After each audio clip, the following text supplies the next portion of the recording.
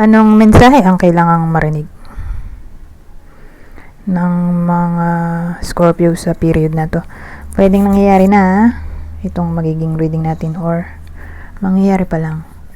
Kung hindi man para sa inyo itong magiging reading natin, di ba para sa someone na malapit sa inyo o sa someone na kakilala nyo mismo. Baka may lumabas na gender mamaya, gawin nyo na lang energy masculine at feminine energy.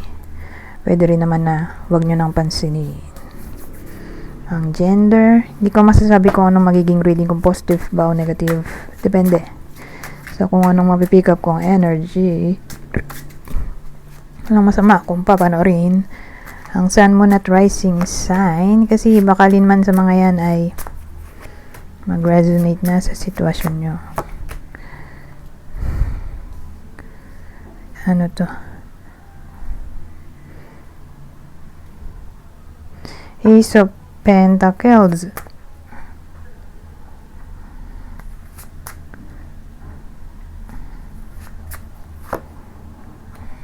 Ano yun? So again, Ace of Pentacles is 5 of Wands, 9 of Pentacles. Ace of Pentacles ay kinalarify ng 6 of Wands. Eight of Pentacles. So, maglagay tayo ng ibang detalye para malaman ko kung ano bang subject dito. Career, relationship, friendship, family, relative, kapitbahay. Di relationship na to.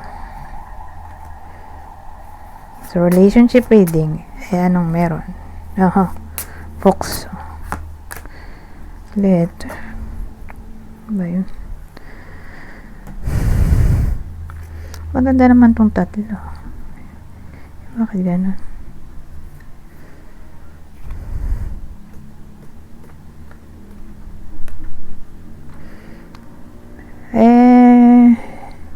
Since maganda tong tatlo, masya-shadow tong negative card. Isa lang naman siya. Ito naman neutral.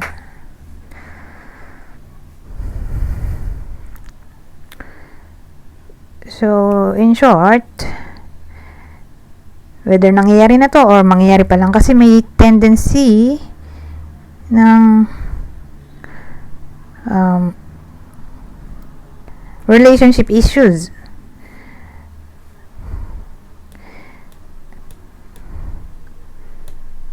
Ngayon may letter tayo, whether nahuli nyo sa akto, sa text, chat, email, or may nakapagsabi sa inyo.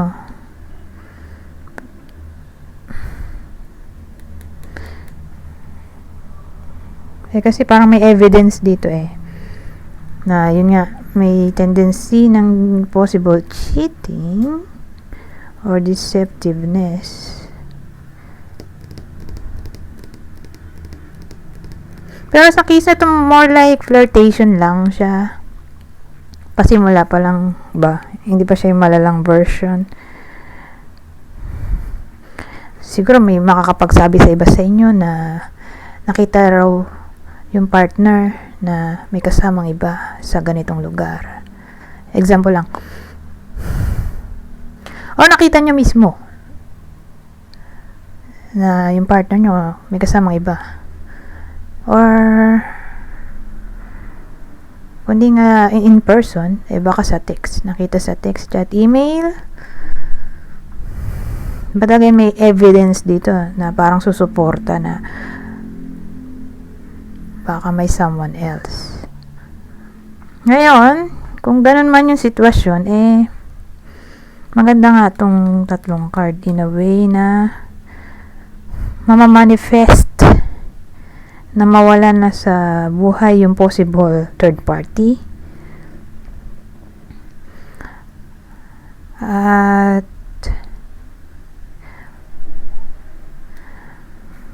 kasi commitment din to commitment card. Manatiling committed yung partner sa Scorpio. Hindi ko nga alam masabi ko sino kayo dito. Kayo ba yung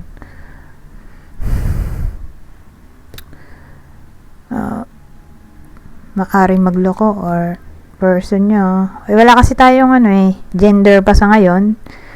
Kung sino tong medyo flirty. Pero sa ngayon, sa magkarelasyon, since may heart dito, may someone nga na flirty. Pero,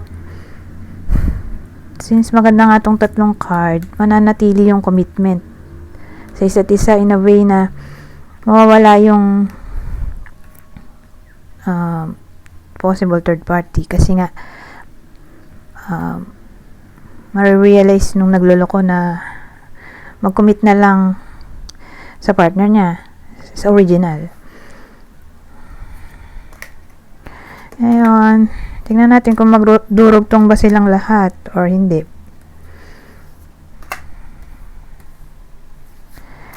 So, pwede mag-switch itong dalawa. Minsan nauna to, bago to. Or minsan naman, nakala ko hindi sila magkarugtong. Pagdating ko dito, magkarugtong pala sila lahat. Pero, dito sa part na to, fix to. Dito pwedeng mauna. Itong dalawa, pwedeng mauna to dito. Or ito yung pangalawa, bago to. Pero ito, hindi siya pwedeng maiba. Kasi nga, nasa huli siya. So, siya yung final outcome. Or future outcome. Ano itong 9? Ay, ito pala. Dito muna tayo.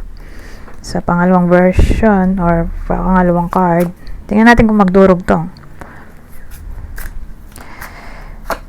5 of Candles. 5 of Wands. 5 of Wands. Ito, King of Cups. King of Cups. Krampus ay the Devil. Tingin ko yung lalaki. Ito na yung nating clue. Lalaki yung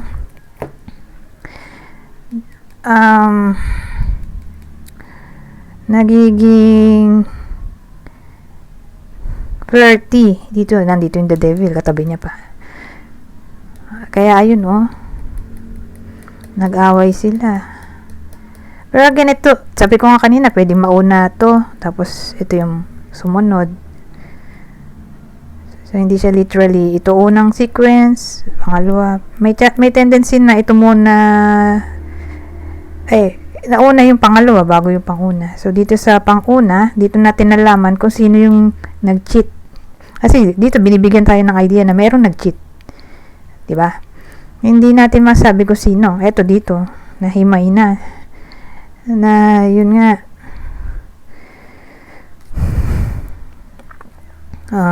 ang nagloloko ay lalaki. Yung nagloloko lalaki. Tapos, di ba may evidence ako kanina? Yung letter.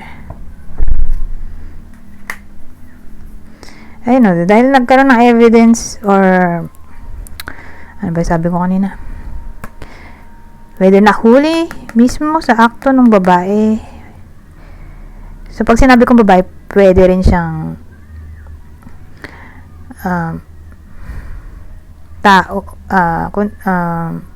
energy. So, ito, hindi naman to literally tao. Lalaking tao. Pwede rin siyang babae kung extrovert. So, yung babaeng partner niya, kung di man literal na taong babae, ay lalaking introvert. Okay? So, case-to-case basis. So, again, sabihin natin yung babae na lang kasi mahirapan ako kung isi-switch ko pa yung yung tawag sa kanila. Pero sabihin natin yun na nga, mag-stick tayo sa lalaki babae. Kayo na bahala mag-switch sa energy. Depende sa senaryo ng buhay nyo. Pero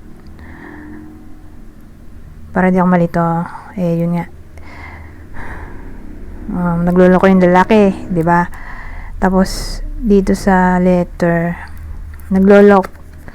nagloloko, di ba? Relationship, may evidence dito, or kung di man ganun ay kung hindi man nahuli sa akto or sa text, chat, email, or in person, ay may nakapagsabi dito. At yun nga, nag-away sila Nag-away sila dyan sa 5 of Wands.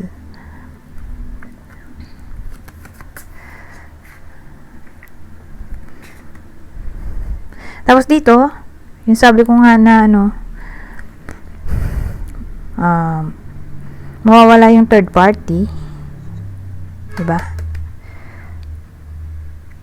Ay, hindi ko na iuungkatin ulit. Malilito pa tayo. Basta ang mahalaga na wala yung third party. Siguro, kasi nga, ma-realize nung lalaki na gawin ng tama. I-priority ang kanyang commitment. Unang commitment, diba? Sa original, kaysa dun sa pangalawang dumating. Maging loyal ba? Ma-realize niya maging loyal na lang kaysa magloko. Dito, ito na. Final outcome natin or future outcome. 9 of Pentacles.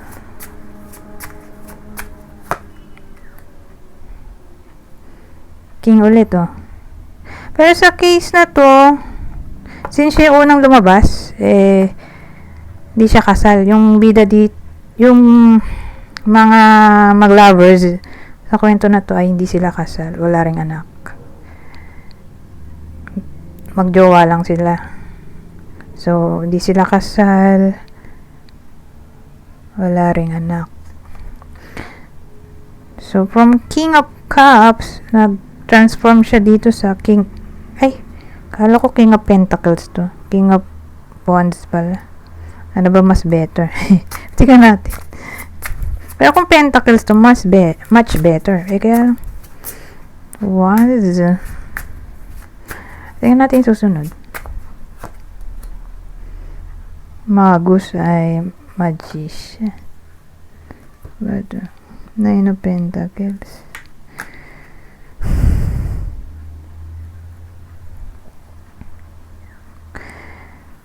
So, 9 of Pentacles, clarify ng King of Wands.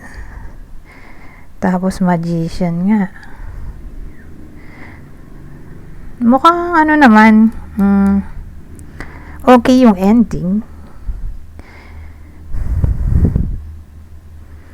In a way na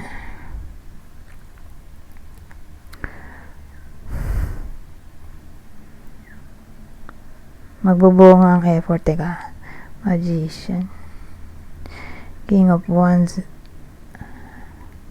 Ang effort naman, kung sakali, di naman nabanggit. Magpapa-thank you yung lalaki. Yun ang desire niya dito, yung mag-thank you sa universe.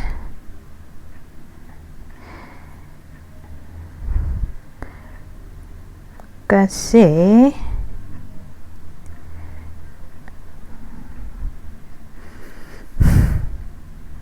nalabanan niya ang tukso. Maganda dating. Magician to, magic eh. So, ang dating sa akin, na manifest niya yung dapat na mangyari or nararapat. Right thing to do. O, ganyan. Magpapasalamat siya sa universe na na-win back niya yung partner niya. Kasi nga nag-away dito diba? Nailayo niya ang sarili niya sa tukso. O, ayun. Yun yung ending. Okay? Or future outcome.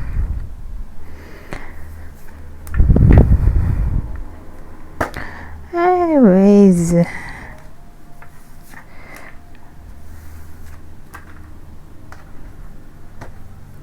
Since love reading to, lalagay tayo ng clue. At diretso naman, kasi minsan di sila magkarugtong. Katulad dun sa Libra yata yung nagawa ko.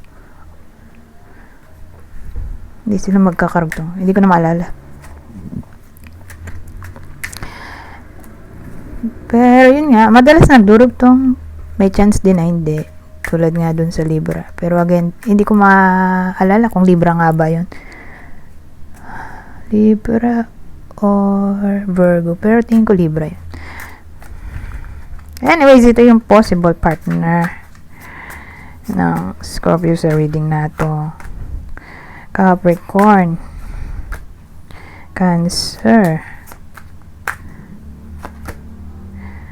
ano to? Scorpio.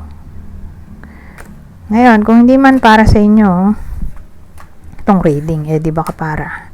Sa someone na malapit sa inyo, kakilala o idol, ito ang possible zodiac sa inyo. Leo, Virgo, Taurus. Pero dun sa possible partner ng Scorpio, nabanggit din pala Scorpio dito, no? Di kapwa Scorpio.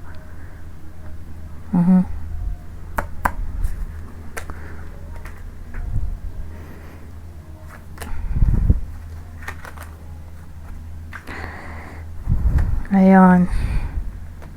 Dito naman tayo sa susunod. Ano pang mensahe ang makukuha natin dito? Ibang senaryo. Ito, fertility. Desire.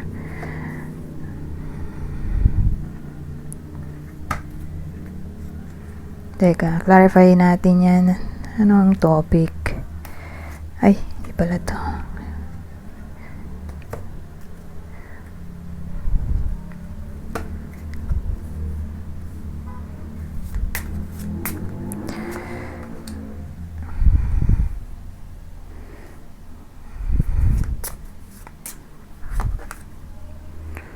Nick, ano yun? Fertility, desire, house, tapos clouds. Ano yan?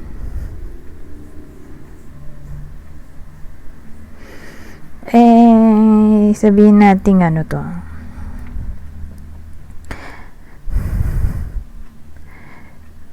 May someone dito, whether kayo mismo or kakilala nyo, na parang na miscarriage, whether nangyayari na mangyayari pa lang, pero gusto, parang may desire na mag-try again. Ganun ang dating. Or kung di man na miscarriage, parang di makabuo for some reason, siguro dahil sa health issues. Parang ano siya yung desire dito ay mag-try again. Pamilyado kasi or kasal, nagli-live-in. Eto may problem so problem fertility, yun lang naisip ko. Baka nga may reproductive issues or nakunan, who knows. Pero kung ganun man, sa period na to ay kakaroon ng desire na mag-try again.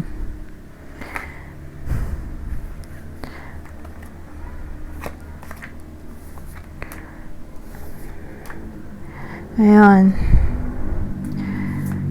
Ibang senaryo ulit.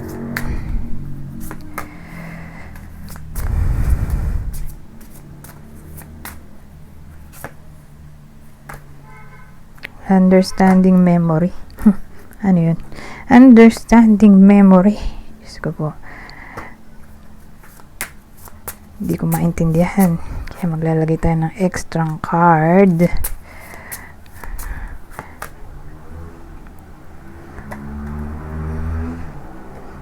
Ano yun? Understanding memory. Tapos garden. At bear. So, paano yan? Understanding memory. Sumakit ang ulo ko. Baka ano to?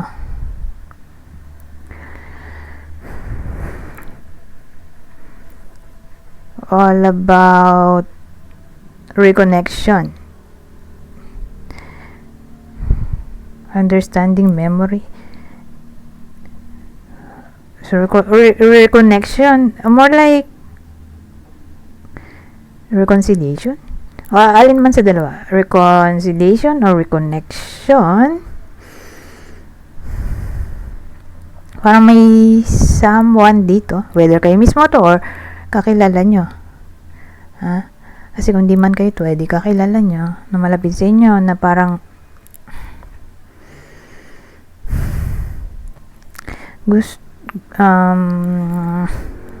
parang gusto niya unawain yung someone from the past na yun nga, unawain bakit sila nag-lead sa separation or disconnection. Pero yung ito more like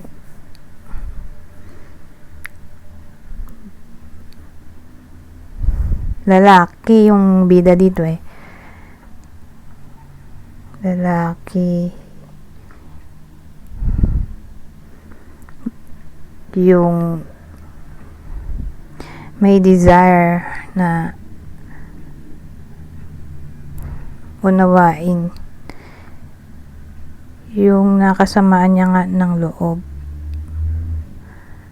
Probably babaeng may anak na, or kung di man ganoon mataba o malago ang buhok. Parang gusto niya kausapin ulit or gusto niya makita. Anyways, dito na tayo sa last deck. Babasahin ko na lang para mabilis. Kunin nyo lang ang mensahe na sa tingin nyo ay fit sa sitwasyon nyo.